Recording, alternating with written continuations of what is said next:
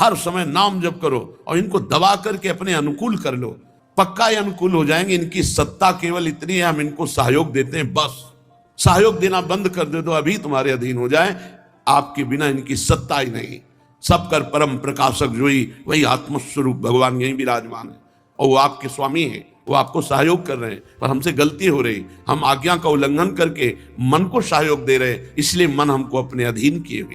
जिन्होंने अपने कानों से भगवान की चर्चा कभी नहीं सुनी, वो कान सांप के बिल के समान।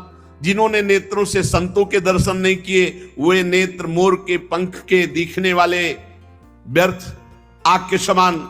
जो सर कभी संत गुरुदेव के चरणों में नहीं झुका, वो कड़वी लौकी के समान। जिन्होंने भगवान की भक्ति को अपने हृदय में स्थान नहीं दिया, वो जीते हुए मुर्दे के समान।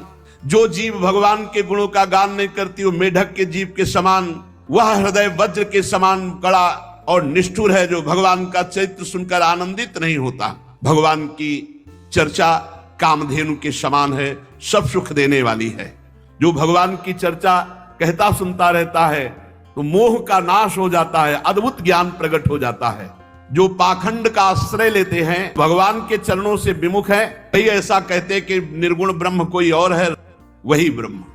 जो अज्ञानी मूर्ख ज्ञानांध भाग्यहीन, जिसका मन रूपी दर्पण विषय काई जमी हुई है, जो व्यभिचारी छली है, कपटी है, कुटिल है, जिसे कभी संत समागम नहीं मिला, जिसे लाभ हानि नहीं सूझती, वही ऐसी विरुद्ध बातें कहकर भगवान की अवहेलना करता है। कैसे जिनके ज्ञान नेत्र नहीं हो, भगवान को कैसे जान पाएंगे? चाहे भगवान श्री कृष्णचंद्र जी, चाहे रामचंद्र जी, इनकी लीला, इनकी महिमा को वही जान सकता है जिनके ज्ञान नेत्र प्रकाशित है। भगवान जब मनुष्य रूप धारण करते हैं, वो साक्षात निर्गुण निराकार परब्रह्म परमात्मा ही है। वो सूर्य की किरणों के समान तेज प्रकाशित करके अपने जनों के अंदर ज्ञान प्रकट करते हैं। उसोई जाने जे देव जनाई, जानत तुम्हें तुम्हें हो जाई। सगुण और निर्गुण में कोई भेद नहीं। जो निर्गुण निराकार अलग अव्यक्त अजन्मा है, वही अपने भक्तों के लिए प्रेम विवश होकर के सगुण साकार रूप धारण करता है। जो निर्गुण है वही सगुण कैसे? तो जैसे जल और बर्फ, इसमें कोई भेद नहीं, ऐसे साकार और निराकार में कोई भेद नहीं।